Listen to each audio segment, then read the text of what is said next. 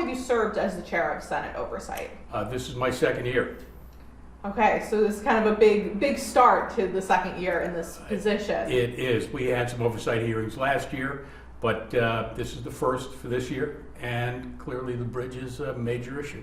How is that all going to work doing the joint oversight hearings? Did you do any joint oversight hearings last year? No, we didn't. But, there's really no reason to do separate hearings.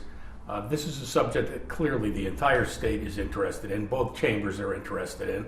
And for us to do hearings and then the House to do hearings, or vice versa, would be somewhat redundant. So why not do them together? I think this is a subject that lends itself to a joint hearing of the two oversight committees. How does that coordination work? What do you guys have planned? Is there anything different, I guess, that's planned for these hearings since it is joint? Well, we have folks here in the Senate who are sitting down with people from the House. I'm in communication with Rep. Serpa, who is the oversight chair in the House, and we're going to continue to discuss how we go about it in terms of the logistics. Simply having 10 senators and 27 reps get together makes for a somewhat unusual and certainly larger than usual, some might say unwieldy, logistical problem, but we're going to do fine. We have enough people who want to ask questions about this, and so I think we'll manage. Once the hearings get started, Monday is the scheduled start still? Monday is still the day. And so what can people expect from the start of these hearings? Well, we're going to hear from the director of the Department of Transportation. We're going to hear from some of the folks who serve under him. We're going to learn what they can tell us with regard to the bridge in particular, what happened. And we're going to give them every opportunity to explain to us in considerable detail exactly how this came about. And we're really looking to find out what happened so that we can learn from it and then go forward. Oversight is a long-term process. Whatever we do on Monday, whatever we might do if we have further oversight hearings, is not going to cure the immediate situation for those folks sitting and waiting in traffic. And I feel badly about that. But it's the nature of oversight, and it's our charge to take a look at what has occurred, find out as much as we can about it, learn from it, and hopefully make some recommendations so that this type of thing doesn't happen again. What is the main goal? Is there one particular thing you're hoping to get out of this? My main goal is to make sure that we look at the process. There are some folks out there who are crying out for heads to roll, and that's not my goal. My purpose is to look at this and determine what was the process and was it followed? Do we have the proper procedures in place? And if we don't, what should they be? So we want to learn what we can about how this process went on. And then I would hope be in a position to make solid recommendations for how we should deal with anything similar in the future. So just to give an example, a lot of people have raised questions with regard to the fact that in July there was apparently an inspection. In December we have what appears to be to the naked eye very, very rusted, sheared rods under the bridge. We want to find out a little bit more about that. Find out, when was the next official inspection due to take place?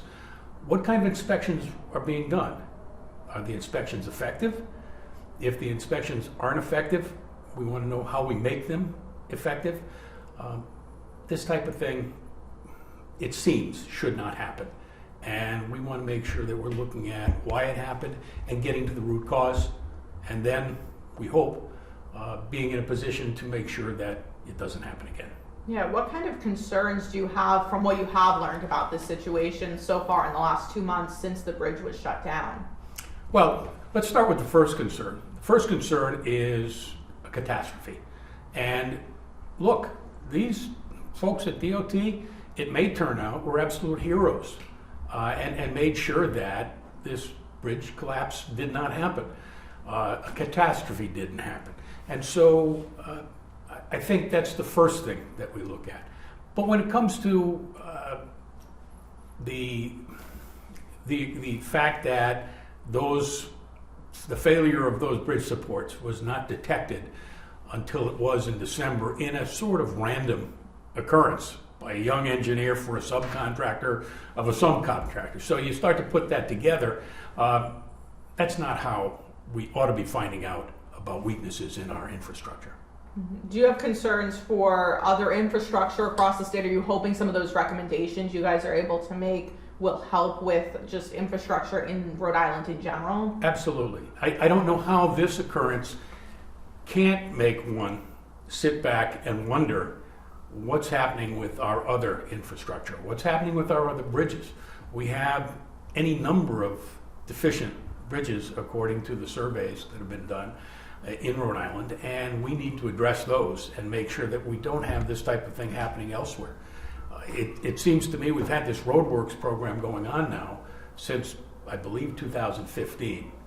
And one of the questions we're going to be asking is, why is it that this kind of a deficiency that could cause the need for replacement of the entire bridge wasn't discovered until this point in 2024? How closely have we been looking at bridges and other infrastructure? Those are things we're concerned about. One of the things we've been talking to RIDOT and even the governor this morning about is just the cost of all of this. RIDOT says so far they've actually written the check for over $860,000, but that's just how much they've actually paid for. That's not how much this is all costing so far. They haven't paid for the ferry yet, which is going to be about $2.4 million for just that ferry that they set up alone. So when it comes to paying for all of this, and we don't know what the next steps with the bridge are, does oversight play into any of that? That's not really under the purview of oversight. The Finance Committee will have its fun in dealing with that type of a concern.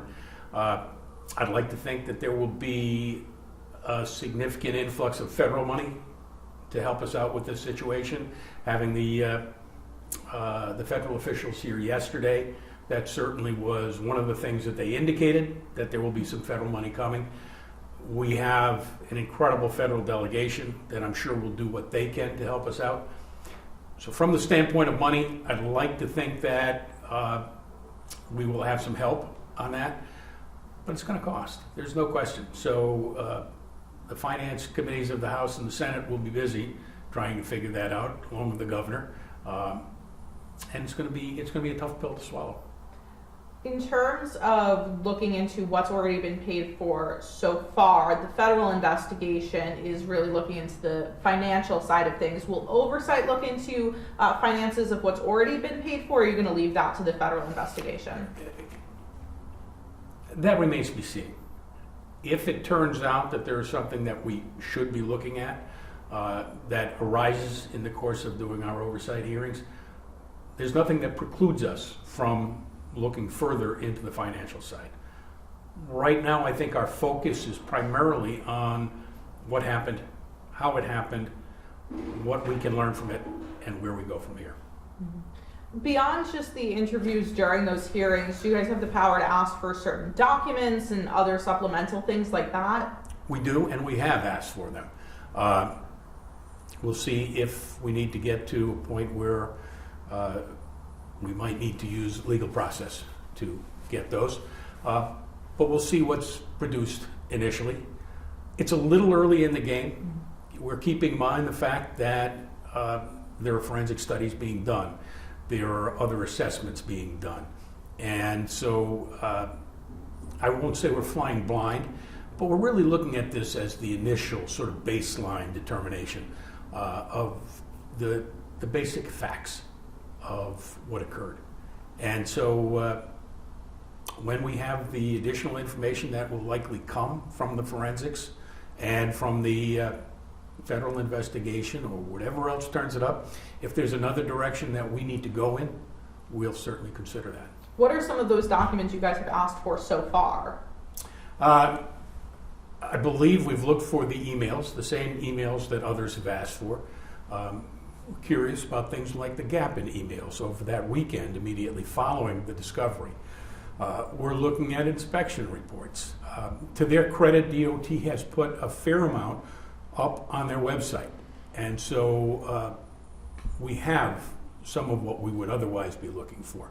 But those are the types of things we're requesting. When it comes to the emails and even text messages we've received, it does seem like a lot of those pages, it was coordinating Teams calls and phone calls, so not as much communications actually being done over email. Are those kinds of things you'll be asking about during the hearings? We certainly want to see the substantive communications. We're not particularly interested in who was setting up a Zoom meeting, but we want to see emails or texts or any communications that give us a better understanding of what the substance of their communication was.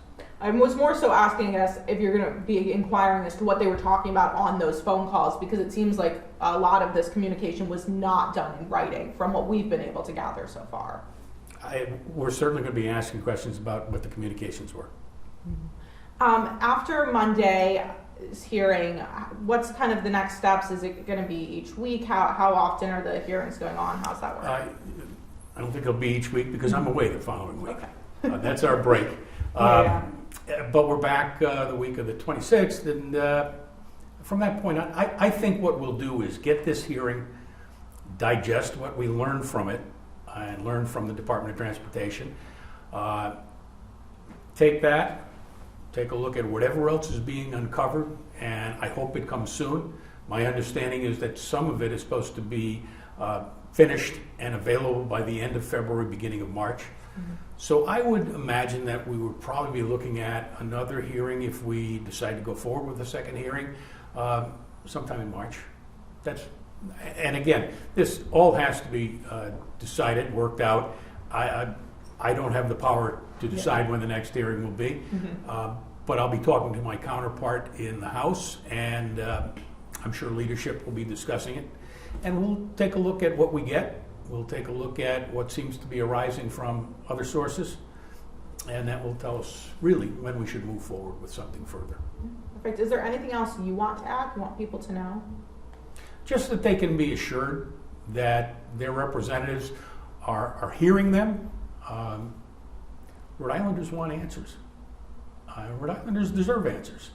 And we're charged with asking the questions that we hope will bring those answers. And that's what we're going to do.